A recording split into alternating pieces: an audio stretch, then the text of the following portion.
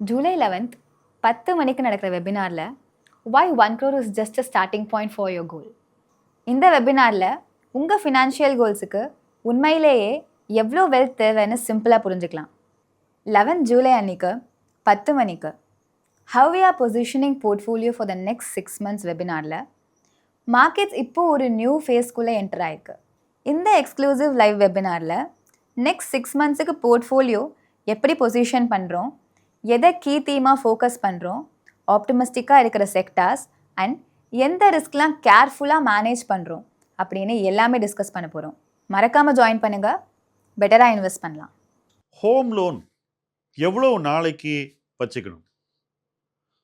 Covid வந்த உடனே நிறைய பேர் என்ன பண்ணாங்கன்னாக்கா, அவங்களுடைய வருமானம் உயரும் போதும் அவங்க செலவு குறையும் போதும் அவசரமாக அவங்க மொத்த ஹோம் லோனையும் அந்த 2 வருஷத்தில் ரீபே பண்ணாங்க.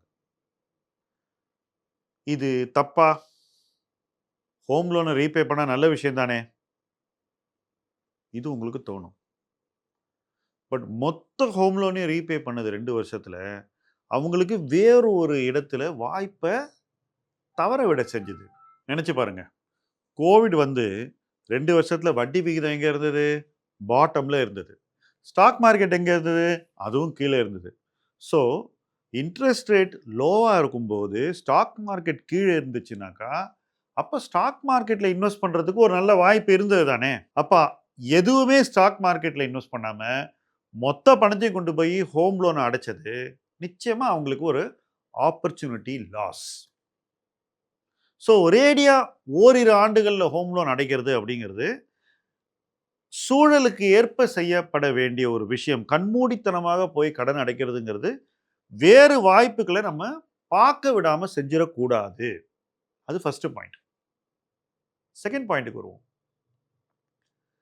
ஹோம் லோனை ரீபே பண்ணலாம், அதுவும் நம்ம எடுத்த கால அவகாசம் டென்யூர்னு சொல்லுவோம். 20 வருஷம்னா 20 வருஷத்துக்கு நம்ம கட்ட வேண்டியது இல்லை. அதை சுருக்கிறது நம்மளுடைய நோக்கமாக இருக்க வேண்டும்.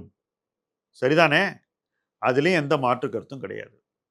பிரச்சனை எங்கே வருதுன்னா, எவ்வளவு நாளைக்குள்ள கட்டணும், எப்படி சுருக்கணும், எப்படி காலத்தை சுருக்கி கடனை அடைச்சாக்கா நமக்கு கடனும் வெளியேறிடும், கடன்லேருந்து நம்ம வெளியே வந்துடுவோம், முதலீட்டுக்குள்ளே போயிடுவோம், முதலீட்டுலேயே நம்ம வளருவோம். இது எல்லாம் சேர்ந்து வரணும். அதுதான் ஒரு ஹோம் லோனை எப்படி நம்ம அடைக்கிறோம் அப்படிங்கிறதுல நாம் கடைபிடிக்க வேண்டிய மிக முக்கியமான குறிக்கோள். அது நம்ம நோக்கமாக இருக்கணும். ஸோ எப்படி ரீபே பண்ணுறது அப்படிங்கிறதுக்கு வருவோம். நிறைய பேர் எடுக்கும்போது 20 இயர் லோன் தான் எடுக்கிறாங்க. பட் இந்த 20 இயர் லோனை எப்படி 8 வருஷத்துக்குள்ளே சுருக்கிறது? சிம்பிளான ஒரு விஷயம் சொல்கிறேன். ஒவ்வொரு வருஷமும் உங்களுடைய லோன் தொகையில் 5% 10% லம்சமாக நீங்கள் ரீபே பண்ணுங்க. முடிந்தால் 10%, முடியலையா 5%. 10% பே பண்ணக்கூடிய ஒரு நபர் ஒவ்வொரு வருஷமும் 100 ரூபாய் கடந்து இருந்துச்சுனாக்கா அதை 90 ஆக்கிடுறாரு. அடுத்த வருஷம் 80, அதுக்கு அடுத்த வருஷம் 70. இப்படி 5 வருஷத்துல பாதி கடனை அவர் அடைச்சிடுறாரு. மீதி கடனை இஎம்ஐ அடைச்சிக்கிட்டே வருது. இப்படி பண்ணும்போது நிச்சயமாக உங்கள் லோன் சுருங்கிவிடும். நீங்க என்ன பண்ணுங்க, ஒரு கணக்கு போடுறீங்க. கடன் 100 ரூபாய், 100ங்கிற நம்பருக்கு பதிலாக 10 லட்சம் வச்சுக்கோங்களேன். 10 லட்சம் ரூபாய் கடன், 8% வட்டி, 20 வருஷம் ரீபேமெண்ட், வருஷம் 1 லட்சம் நீங்க ரீபே பண்றீங்க. எவ்வளவு நாள்ல இந்த கடன் அடையும்? அதுக்கு முன்னாடி இஎம்ஐ எவ்வளவு? முதல்ல நீங்க 20 வருஷத்துக்கு எடுத்த கடனுக்கான இஎம்ஐ 10 லட்சத்துக்கு எவ்வளவு? இதையெல்லாம் நீங்க மேத்ஸ் போட்டு தாராளமாக கமெண்ட் செக்ஷன்ல சொல்லணும். யாரு இதுக்கு சரியான சிறப்பான பதிலை போடுறீங்களோ நிச்சயமா அவங்களுக்கு ஒரு கிஃப்ட் உண்டு. ஏன்னா எல்லாத்தையும் நம்ம ஏதோ ஒரு பாடம் எடுக்கிற மாதிரி ஸ்பூன் ஃபீட் பண்ணக்கூடாது. நீங்க எல்லாம் ஃபென்டாஸ்டிக்காக கணக்கு போடக்கூடியவர்கள் பல பேர் இருக்கீங்க வியூவர்ஸ்ல. உங்களுடைய திறனும் உங்களுடைய அந்த ஒரு ஷார்ப்னஸும் மற்றவங்களுக்கு தெரியணுங்கிறது என்னுடைய ஒரு விருப்பம். கொண்டு வாங்க வெளியே பார்ப்போம். ஸோ அடுத்த விஷயம், இப்படி கட்ட என்ன ஆகுதுன்னா ஒரு 8 வருஷத்துக்குள்ள நம்மளால டெஃபினட்டா லோனை ரீபே பண்ண முடியும். அது மட்டும் இல்லைங்க, ரீபே பண்ண லோனுக்கு நம்ம ஒரு தவணை கட்டுறோம்ல, அந்த தவணைய மீதமுள்ள 12 வருஷத்துக்கு நம்ம ஒரு எஸ்ஐபி ஆக்கிடலாம். இது எங்கடா கணக்கிலே வருதுங்கிறீங்களா? அதுதான் அட்வான்டேஜ். எப்ப நம்ம லோனுடைய காலகட்டத்த சுருக்குறோமோ, அப்பவே காம்பவுண்டிங் நம்ம லைஃப்ல பெட்டரா வேலை செய்ய வந்துரும். ஆரம்பிச்சிரும். அப்ப காம்பவுண்டிங் நம்ம லைஃப்ல பெட்டரா வேலை செய்யறது எப்படி நடக்குதுன்னு கேட்கிறீங்களா?